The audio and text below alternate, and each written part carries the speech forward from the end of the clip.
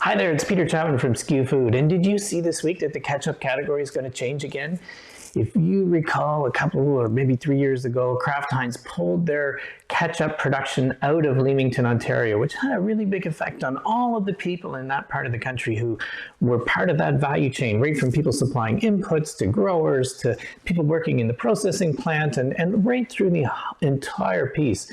And French's ketchup, which was left as the only remaining ketchup made in Canada, really did probably benefit on the shelf because Canadian consumers were aware of this and they really did probably support French's because of being the only national brand Canadian produced and Canadian tomatoes.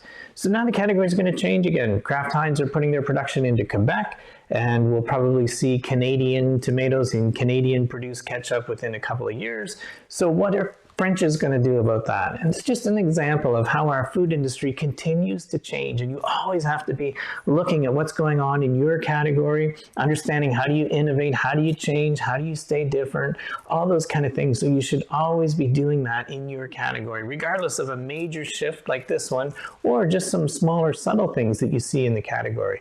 So if you have any questions about how to do that, how do you keep that unique selling proposition, join us on our SKUFood Recipe for Success presented by FCC on Wednesday, November 18th at 2 p.m. Atlantic, 1 p.m. Eastern. And we're just going to have an open discussion, a roundtable discussion for you today.